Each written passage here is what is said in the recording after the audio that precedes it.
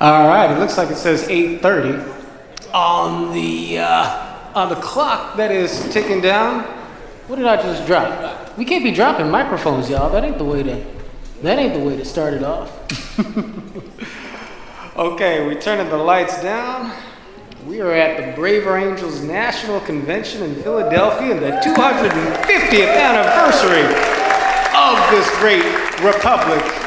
And if we are a great people, it is because we are a good people. Ladies and gentlemen, welcome to Jazz, the Blues, and the Omni-American Dream.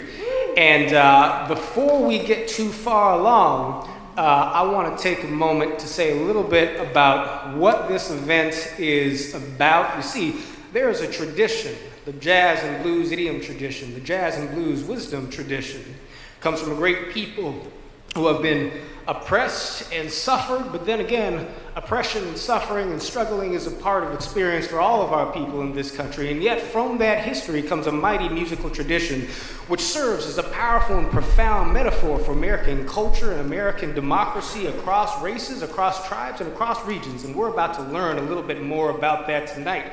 Joined as we are by my good friend and brother Greg Thomas, the Omni-American Future Project, Jacob Roundtree, Johns Hopkins University, Heather Blakeslee of Root Quarterly Magazine, and of course, the esteemed, the estimable, the venerable Professor Cornel West joining us up on the screen. Round of applause to Professor West. Professor, like I said, Professor, I've always looked up to you, but right now it is in a very literal sense. This is very interesting dynamic. But before we go any further, I just want to invite the band to say a little bit by way of introduction. First, tossing the ball to my brother Adam. Adam, you got a mic? Well, let's give the man a microphone. Tell us a little bit about who we got on stage blessing us with the melody and the rhythm, and a little bit about the jazz scene in Philadelphia. If you can take just a quick minute, brother. Good evening, everybody. My name is Adam Falk. I'm here on piano. I have my good friend here, Paul Geis, on trumpet, and Rodrigo. That's right. Pacharlo on bass. And thank you. We're very happy to be here and partaking in this and sharing, our contribution on the jazz scene here in Philadelphia, which is so rich and historic. It always has been traditionally, talking a little bit earlier, saying, quiet as it's kept, I believe Philadelphia is one of the greatest training grounds for musicians and the arts in general in the world, and quietly has helped set the bar musically and artistically around the world, and continues to forever. Household names that we all know and love have come here to Philly and handpicked their musicians and their band members, going all the way back to Art Blakey and the Jazz Messengers, Miles Davis, fast forwarding to, you had the sound of Philadelphia during the 70s, 60s and 70s. Fast forward to today, you have groups like, the Roots and Jill Scott, and the tradition continues, and so it's a pleasure to be able to, contribute our little slice, to the tradition. So thank you. There you go, brother. Thank you very much. Thank you very much. And so while we're on the subject of great and beautiful traditions, why don't we start us off with an iconic selection from the jazz tradition. If you could drop a little bit of that classic Miles Davis tune on us, So What? I think we would be in for a treat. Buckle up, ladies and gentlemen. It's time to hear some jazz.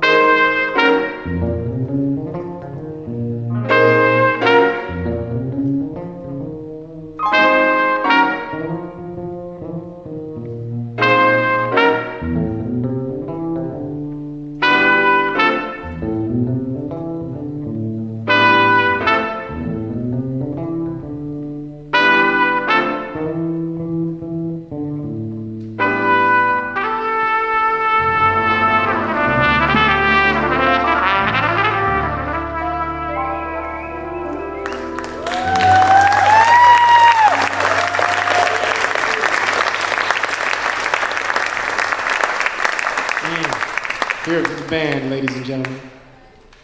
And now we're going to take you into some soulful reflections, hearing the words of one of the great thinkers and authors of the jazz blues wisdom tradition.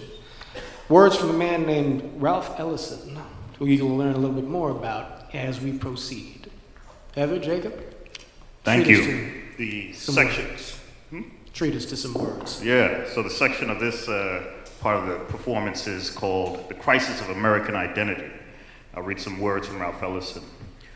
Americans tend to focus on the diverse parts of their culture rather than on its complex and pluralistic wholeness.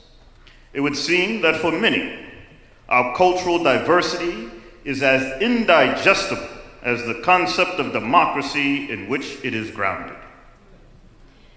The way home we seek is that condition of man's being at home in the world, which is called love, and which we term democracy. Democracy is, or should be, the most disinterested form of love. I'll say that again. Democracy is, or should be, the most disinterested form of love. Brother Greg, Professor West, we just heard a little bit from the great Ralph Ellison. Ground us, if you would, Brother Thomas, in just who Ralph Ellison was and what is his significance in this conversation. Well, many of you, if not most of you, will know him as the author of the classic American novel, Invisible Man, which in 1953 he won the National Book Award. He was the first Black American to win that award. But he was also one of the great essayists and overall writers of the 20th century. And the last quote that Jacob read is one of particular interest to our very special guest, Professor Cornel West. So I have a lot more to say, but I think it's time for us to hear from the esteemed Professor West. My dear Brother Thomas, I thank you for that segue of introduction, and I do want to salute my dear brother John Wood Jr., who I have such deep respect for and a dear love. And of course, I want to salute my dear brother Murray Giles, who's the visionary leader of Braver Angels. I'll first just have to apologize because I couldn't hear the music played by Brother Adam and the others, and like the late Beethoven, I could imagine the notes played, but I couldn't hear anything. It was even better than it looked, Professor. I could just feel the sound just coming from those instruments. I must say, and I remember Pee Wee Ellis, who was the head musical director for James Brown. You know, when he wrote Cold Sweat, he said those first two notes, so what, were the notes I used for Cold Sweat. So, da-na, da-na. I said, ooh, there's a connection between Miles Davis and James Brown and the JDs. It's fascinating. And I think it has everything to do with the profound insights of Ralph Waldo Ellison. Very important. His father named him after the greatest American man of letters, who's Ralph Waldo Emerson. And Ellison understood he had to ground himself in literary greatness and artistic excellence, which meant that on the one hand, he ground himself in Melville and Emerson and Faulkner, as well as Langston Hughes and Gwendolyn Brooks, but he would also acknowledge the greatest, not just American tradition, but for me, the greatest modern tradition of artistic genius, spiritual fortitude, and moral courage, which is the Black musical tradition that provides a profound conception of what it means to be human. So it gets beneath what's deeper than skin pigmentation and region and even nation and sexual orientation. It's about our common humanity. And that has to do with our character formation, our soul craft, what forms of integrity, honesty, decency, courage, compassion, humility go into the making of who we are. And for many of us, the highest form of soul craft is love when it comes to interpersonal and personal relations. But democracy is a high form of statecraft. And statecraft and soulcraft are inseparable. That's what civic virtues are about. Civic courage, civic humanity, civic friendship, or even civic love with a little funk. There you go. There you go. Well, y'all can give it applause. Round of applause for the poetic professor. Now, I do think that we are in an age, Professor, and to my esteemed panelists here, I do think that we are in an age where it is so difficult for us to transcend the differences in our politics, because the differences in our politics amount to distinctions in our identity. In other words, we identify ourselves in opposition to one another, unable to see the humanity that we share. But Brother Greg, on that very point, I just want to pull us back to that key line that you threw at the professor. Democracy is the most disinterested form of love. Against the backdrop of the identity crisis of American society, how are we supposed to understand the significance of democracy in relation to love as a power that can allow us to transcend identity? Well, oftentimes we think about love in a personal way. Yeah. If you're talking about a disinterested form of love, we're talking about one that transcends just the personal, and it is unbiased. We're gathered here to inhabit and embody courageous citizenship, no matter what political stripe we have. And we can do that if we can agree that there are certain fundamental values and principles that we share in common as Americans, based on those very documents that was talked about in the earlier session right before. But what gets in the way are the differences. The first quote that Ellison read was like, the things that, from race to political differences and many more things, get in the way of us looking at what unifies us. And that's the thing when we talk about disinterested form of love. This is something that it goes beyond just the personal, and it goes to what we share as humans, as Professor West said, but particularly as Americans. Amen.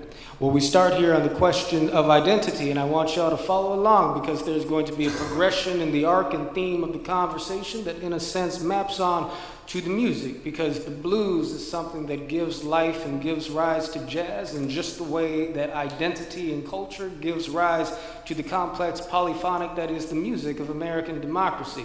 Before we get to a little further down the road on those themes, I do want to throw it back to brothers Adam, Paul, and Ron Reville to take us down a little journey with the St. Louis Blues.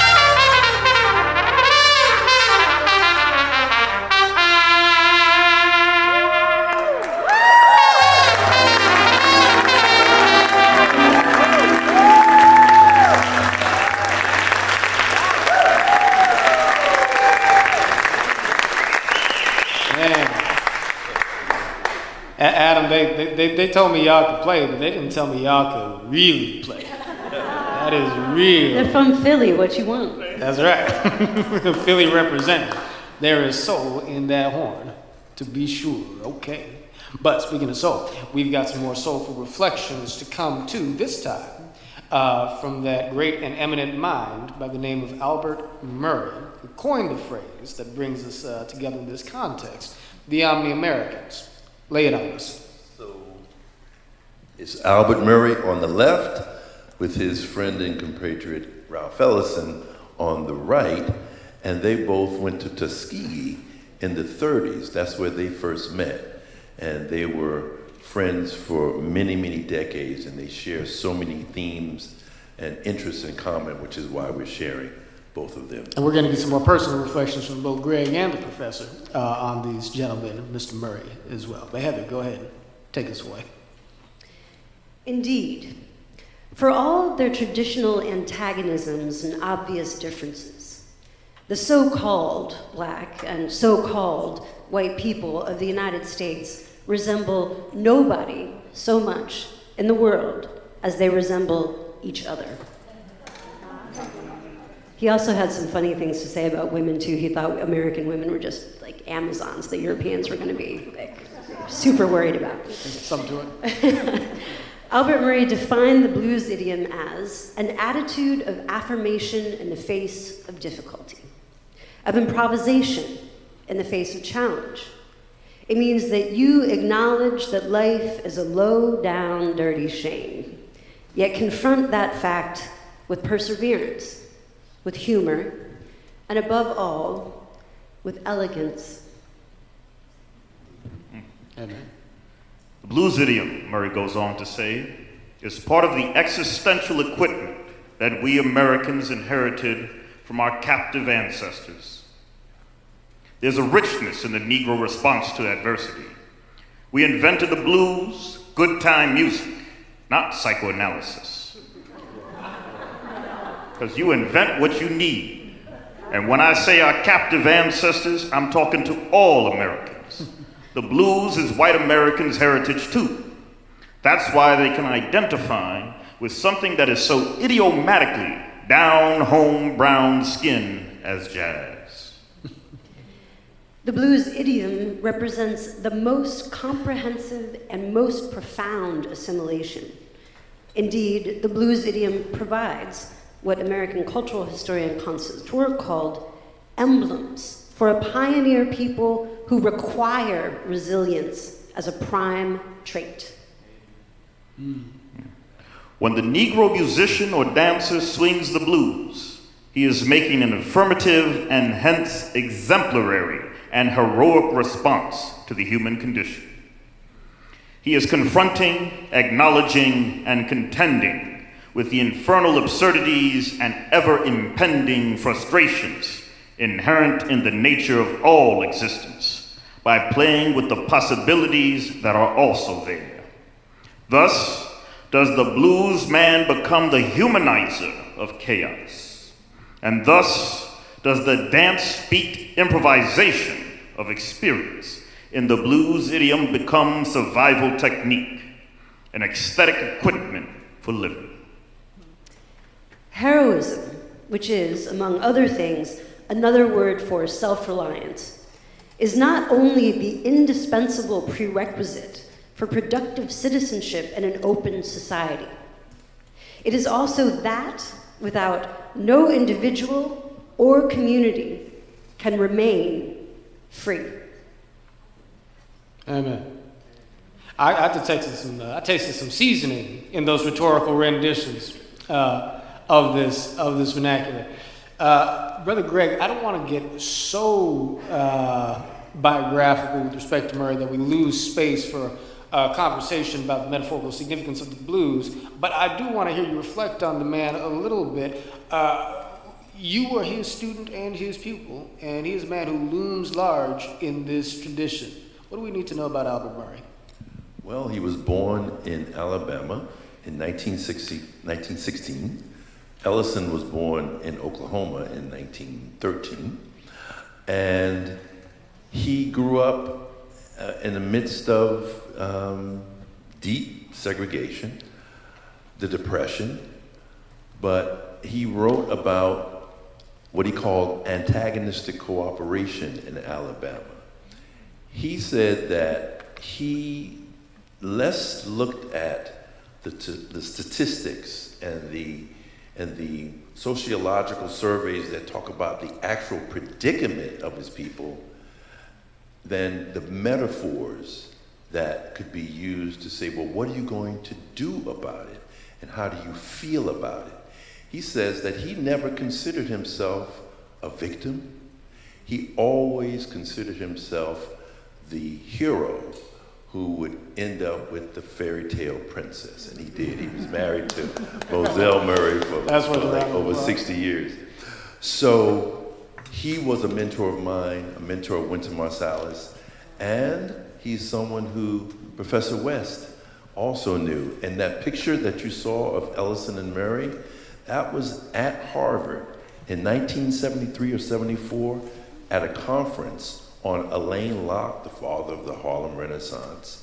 And Professor West was an undergraduate at Harvard at the time, and he was in the audience. So let's hear what he has to say about the great Albert Murray. Amen. Professor, would love to get your reflections on Brother Murray, who we know you knew well and robustly wrestled with and loved and contended with, but to do so in a way that also segues us into an understanding from your lips of the metaphorical significance of the blues as we think about the arc of the American experiment, if you will. So take that as you will.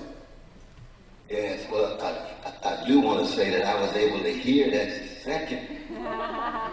Oh, you were? Oh, good, because I was over here feeling bad about you, Professor. I want to say to my brothers and musicians, y'all put a smile on W.C. Handy and Bessie Smith's face. There you go. Great.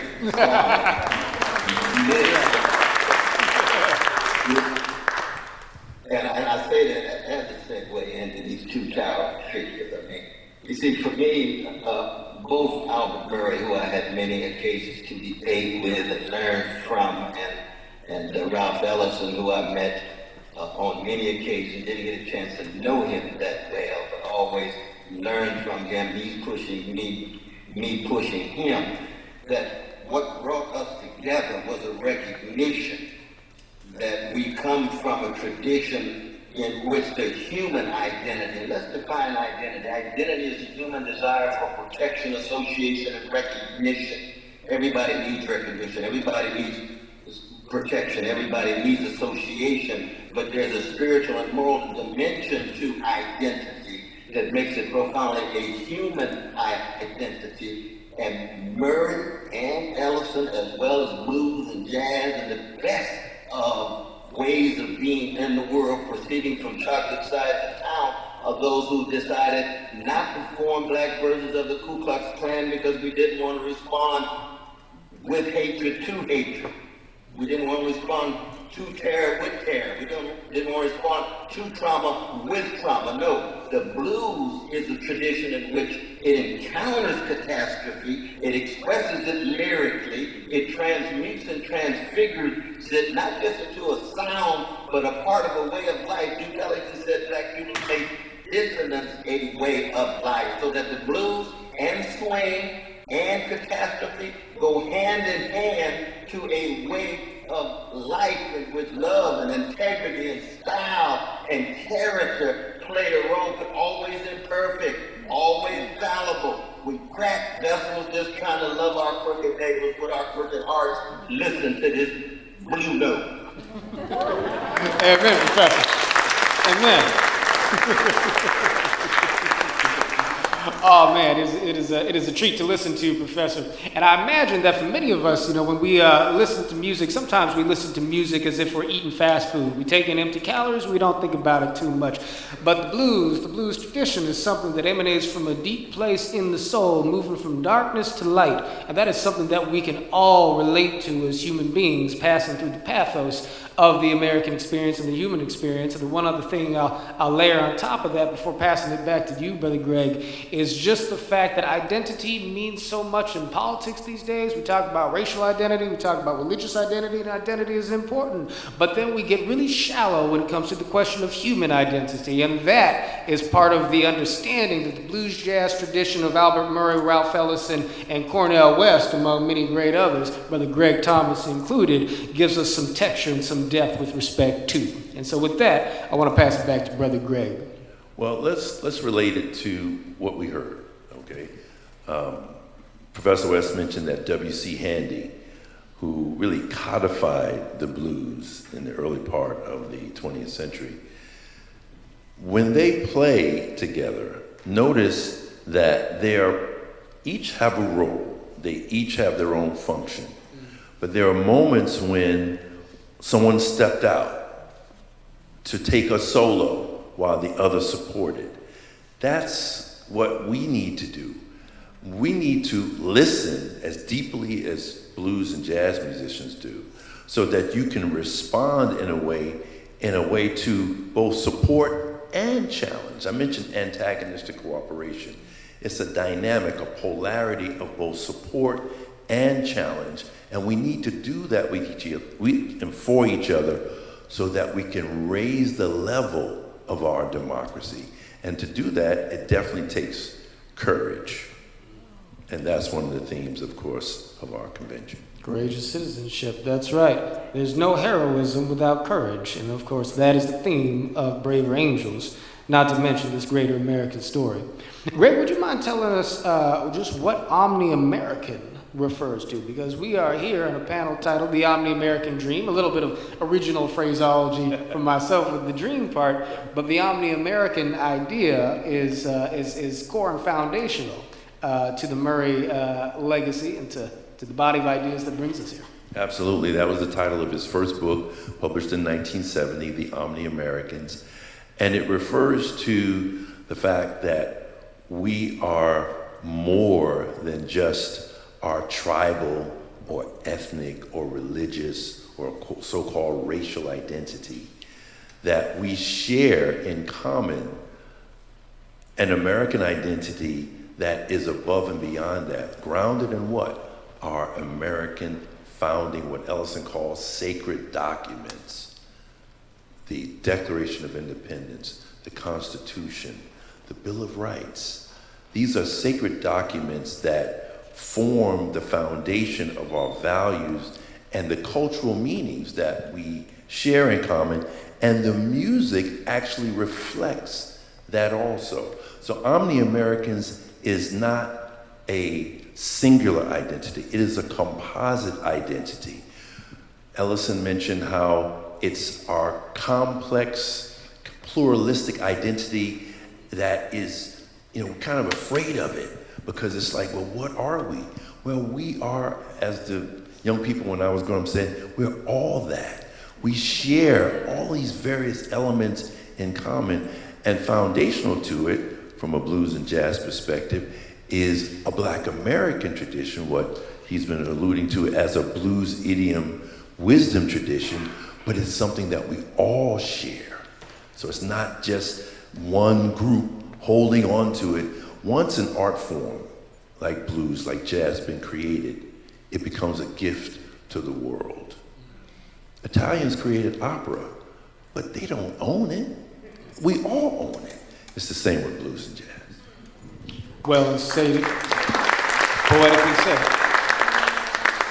Well, I think I would just sort of layer on top of that the distinct power in an understanding of American identity that is able to accept the fact that we have historically had tragedy and conflict at each other's hands. Our different groups of Americans in a context in which injustice and inequality is a reality of American history has produced great experiences of trauma and heartbreak and pain, such as the blues ministers do. And yet, in overcoming the tragedy of life, we develop virtues that make us more and more akin to one another, whether or not we are the descendants of settlers, slaves, or immigrants to Ellis Island. We, all of us, venture through this pathos and experience that transformation that the blues at its best calls us towards in the face of the tragedy of life. And so, moving on through the music and through the story here, we're going to move to a place of rhythm and joy with a rendition of a song that I know the good professor will know well. It don't mean a thing if it ain't got that swing, by the great and legendary Duke Ellington. Adam, take us away.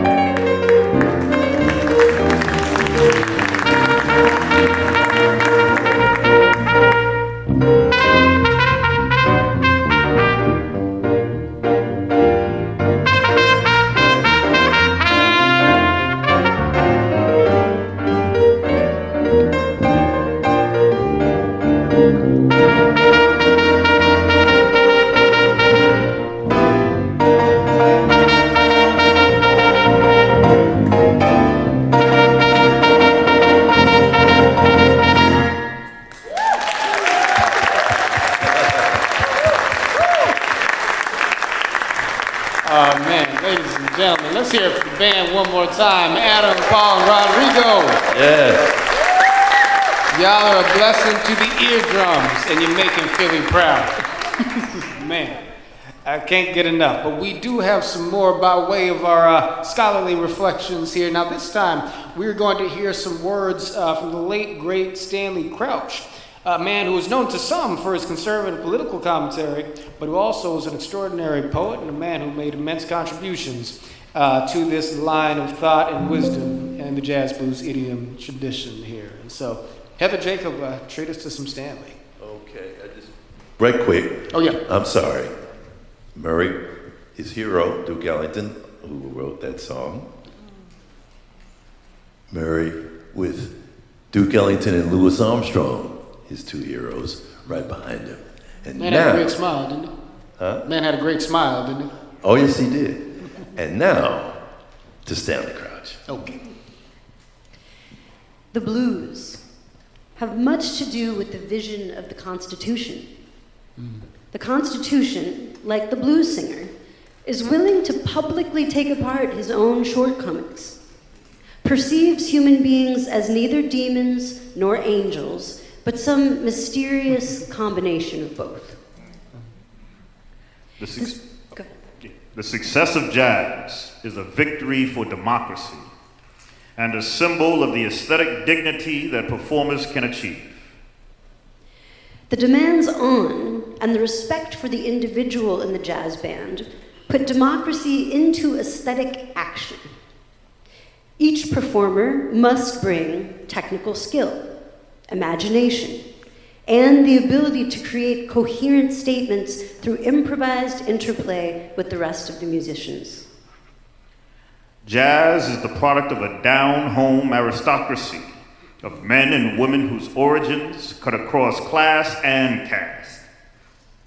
In no way does their rising to artistic prominence from the bottom, middle, or top of the social strata on the steam of their own individual talents and whims conflict with the collective concerns of the music. By doing so, they actually enhance our understanding of the music's democratic richness. Just as in American democracy, jazz is an art in which improvisation declares an aesthetic rejection of the preconceptions that stifle individual and collective invention. Thank you, ma'am. And thank you both for your soulful readings and treatment of the material. You know, Professor, tomorrow, just so happens I'm going to be at noon speaking. I guess I'm plugging my session tomorrow, but at noon I'm speaking to Brother Yuval Levin of the American Enterprise Institute, who wrote a book called American Covenant.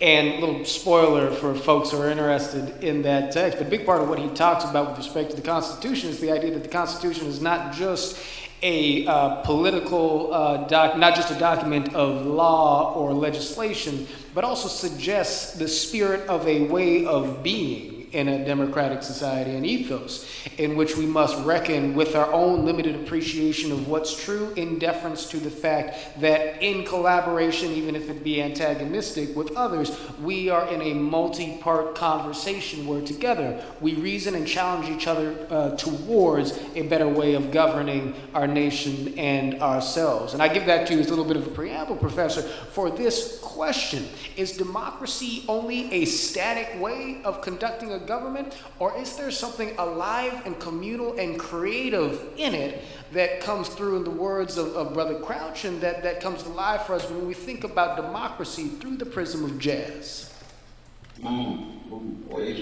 Rich question. I try to make it simple for you, Professor.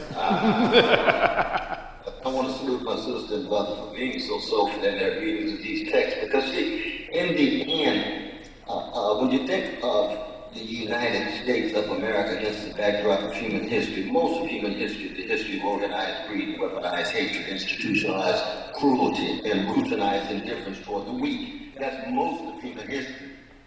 And the American Revolution was an attempt to interrupt that. Now, of course, there would be forms of organized greed and weaponized hatred with indigenous people, the empire of liberty on the one hand, and then the savages that they were characterized. that barbaric slavery shot through. Yes, those are the contradictions and incongruities that are shot through not just America, but any social regime, including our own selves.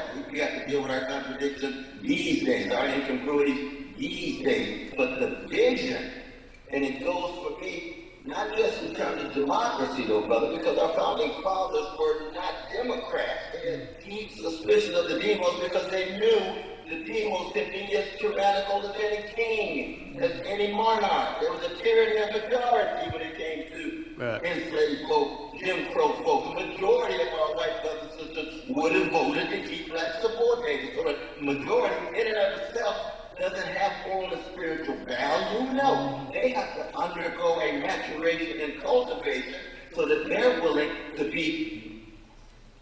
subordinate themselves to a public good bigger than their own personal, tribal, narrow interests. And so in the end, I would want to argue, this is what jazz I think is so very important. They asked Miles Davis, what is jazz? He said, Louis Armstrong and Charlie Parker dropped the mic.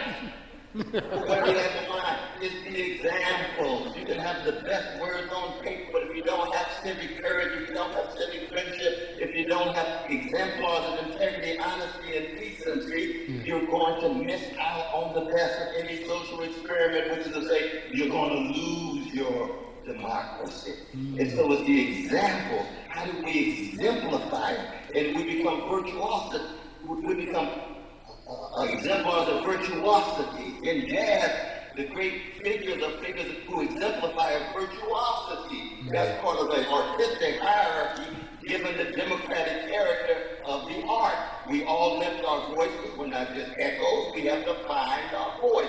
That takes tremendous discipline, homework, struggle, contestation. Brother John knows that from his marvelous mother and father. Both of them rooted in the rich black musical tradition in their own distinctive ways. But at the same time, if we don't exemplify it, pass it on to the younger generation, all the nostalgia about democracy, about constitutional republican status is empty. Sounding brass is tinkling cymbal. We need examples, not just as individuals in our institution. That's why Braver Angels is so very important. Amen. Let's be the examples, always fallible and fallen, but strong enough to convince a younger generation to pick up the bloodstained banner of democracy and bear witness. Amen. Amen. Powerful statement. Powerful statement.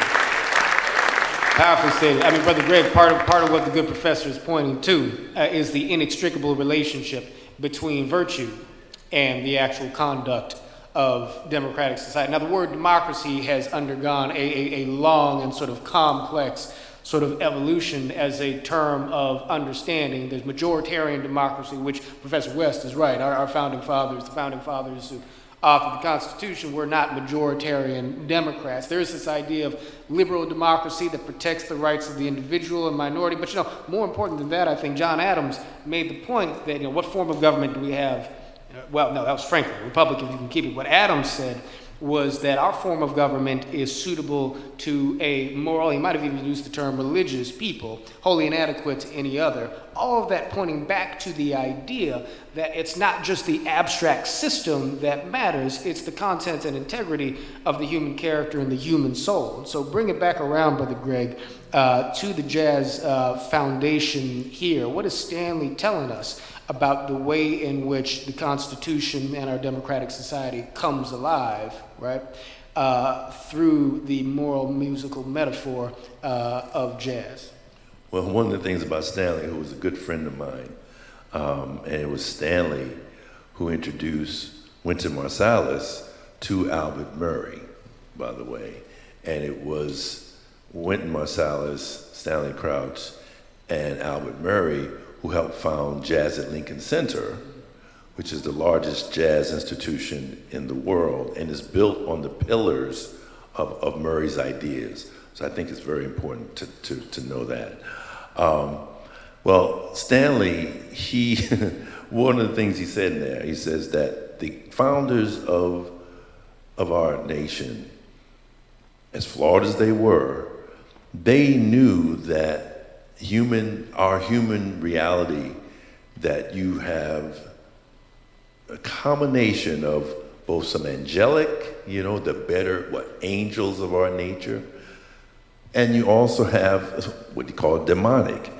Ellison said that he thinks that the terrible, if I get this quote right, that our reality is both a combination of, I'll paraphrase, the beautiful and the terrible. These things are real. We're not living in a some type of utopia or some type of dreamland of unreality. We know that the blues is real, and what Murray called the blues as such is real. But the music, again, you know the relationship between democracy and the Constitution. The music points to it. You mentioned liberal democracy and making sure the individual is taken care of. Well, the individual voice in jazz, they call it your sound. When you're coming up, you have to learn how to play by imitating other greats. But what do you have to say? So that individual voice, but it's individual voice within the context of a collective. That's what we're talking about here in this country, and what's needed to be passed on to the next generation. Express, know yourself, that old saying, know thyself. Express yourself, fulfill yourself, but do it in concert with others who are trying to elevate our system and our very souls. So I'm riffing kind of extemporaneously on. You ain't got to apologize. On Stanley, but I'm going to take prerogative here. Please. I just have a feeling that Jacob wants to say something. So I want to pass the mic to Jacob. I'm not even going to look at him. I'm just feeling it. So, if you want to say something, man, please share. Well, By the way, Jacob is our driving force behind how we got up on the stage to begin with and whatnot. So he's been laying back, handling the readings and whatnot.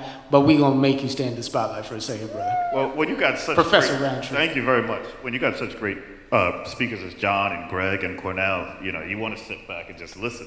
And then you got this band here who is just blowing my mind, So, but I think the band's performance and the conversation that we've had today, exemplifies precisely what is achieved when you live democracy in the form of jazz, right? And so all that spiritual energy that you're feeling when you're listening to the jazz performance, when you listen to Cornel, preach to you, that is the energy that is generated when we do democracy right.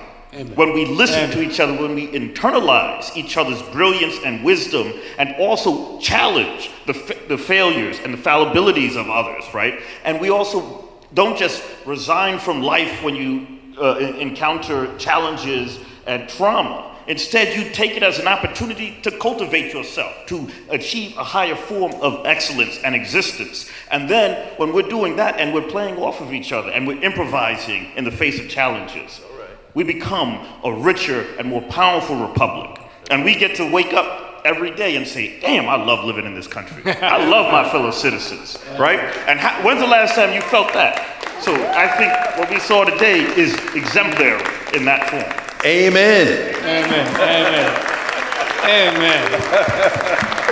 Man, brother Gray, I told you not to let Jacob upstage me, man. You ain't listening to nothing I said backstage. Well, and Brother Jake, man, I appreciate the emphasis on level. We're coming towards the very close of our conversation. Now, stick around, because we got something for dessert coming up after that. But we're coming to the close of our conversation. I'm glad you brought in the notes on love. I would be remiss, Professor, if I did not just simply say that my moral imagination always takes me to the vision of the beloved community that harkens back to the life and legacy of philosophy of Dr. Martin Luther King Jr. And it does seem to me that a democracy and a civil society that is as good as its most inspired music is one that allows us to love one another as we love ourselves. And yet that is a challenging project in the face of hatred, contempt, prejudice, injustice, inequality, and also just a sheer misunderstanding of one another as human beings that so plagues our society, Professor. And so I just want to give it to you for a 1 or 2 minute close here. How can we pursue a society that is as good as the best in our music and the best in ourselves here as we kick off the Braver Angels Convention? Yeah, I was just reflecting on Brother Jacob and thinking about that 32nd chapter of Genesis, where Jacob, of course, is struggling with an angel of death in the midnight hour, wounded and bruised and scarred in such a profound way, but still able to generate new forms of vitality and vibrancy and energy with new vision. Coming up with a whole new name. It's called Israel, which means God wrestler. But God wrestler means what? All of us have to wrestle with the forms of transcendence so that none of us fall into static idolatry. We end up having allegiance to tribal and clannish and narrow idols rather than something bigger than all of us, like truth, like goodness, like beauty. I'm a Christian and the holy as well. And it pulls out the best in us. And that's what the music does at its best. But it's our Coltrane City. This is the love supreme. This is ascension. This is giant step. Pull the best out of us, given the worst that is always in us, so that we can empower each other, but not in any way think that we can create paradise on earth. No, we try to leave the world a little better than we found it. That's why the great Tennessee Williams, and with that American Hamlet who was Blanche in Streetcar Named Desire, with jazz as a major character in that canonical play, named his first collection of plays American Blues. Because he's vanilla as a Norwegian in a stereotypical way, but he's a blues man too.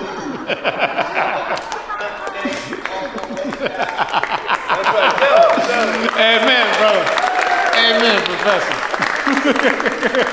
Professor, we love you. One more round of applause for the great Professor Cornel West. All right, now, ladies and gentlemen, we are not quite done because, as a matter of fact, this is a participatory exercise. That's right. We still got a little music coming up. I'm going to toss it over to my good sister, my beautiful vanilla sister, Heather Blakeslee, to take us into the next part of our musical experience.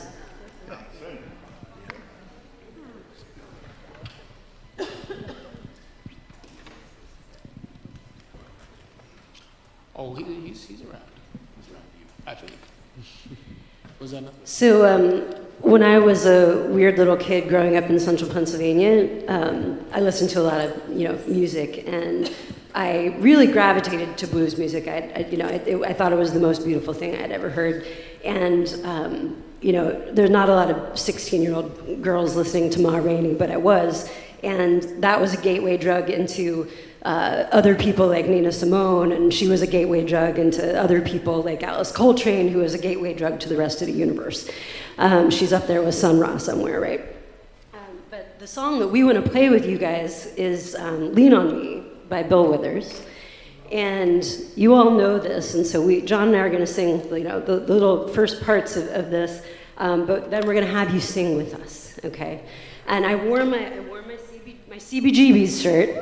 And since musicians, you can't tell them what to do, of course, CBGB's was country, bluegrass, and blues, but then the punks took over. And so, the Ramones were like, no, this is what we're doing now here at this club. So it's all American music. It's all American music. And we're really excited that you guys are going to sing this song with us.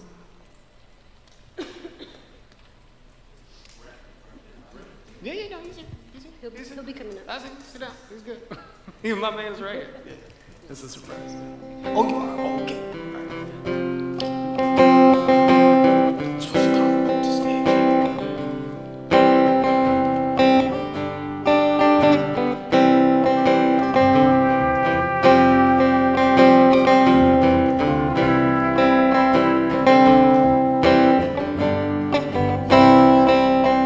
Sometime in our lives, we are helping.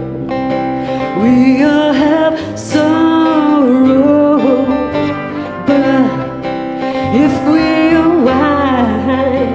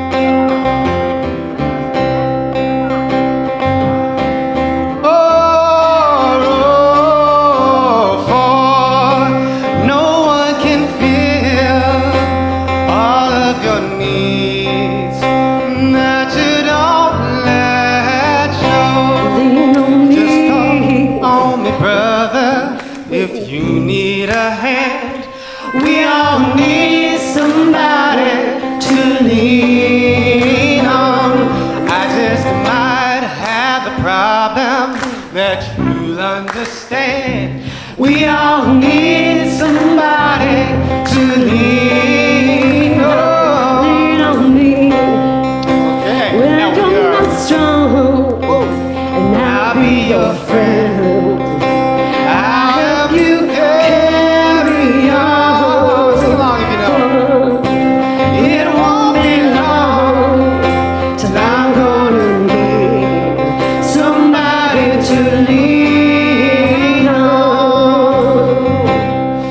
Okay, ladies and gentlemen, keep on singing along if you know the words. I'm about to call up a very special man here. Brother Brent Warden, you want to take the stage and join us a little bit? This brother here's got some real vocal alacrity. I'm just an amateur trying to play along. But Brent, do we have a microphone for you, man? Thanks for having me. Well, take the lead, brother. Take the lead. Yes, sir. Love this man. Brave Angels has got an incredible music community, y'all. So I encourage people to be a part of it.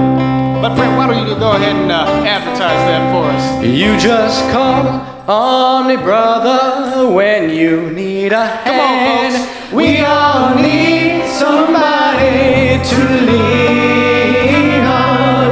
I just might have a problem that you'll understand. We all need somebody to lean on. Lean on me when you're not strong, and I'll be your friend.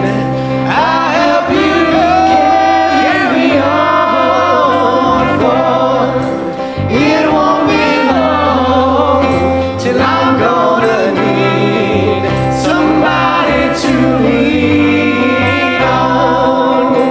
If there is a load you have to bear that you can't carry, I'm right up the road. I'll share your load if you just call me.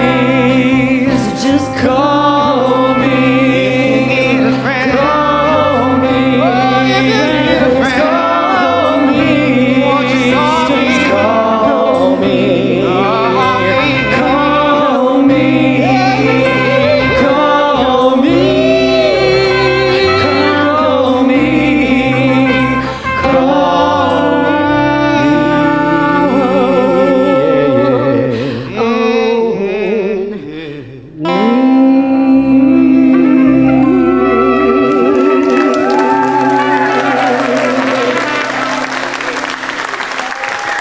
Thank you very Thank much, you ladies again and to our gentlemen. amazing band. Thank you again to our amazing band. One more time. Here for the band. We're so glad that you guys are here. That song is obviously about asking for what you need and being vulnerable, and that is also courageous. So I really look forward to meeting more of you at the conference. Thank you for being in Philly, and thank you for appreciating our musicians here. We appreciate it. Amen. Good night, y'all. Let's get some sleep, or not, up to you.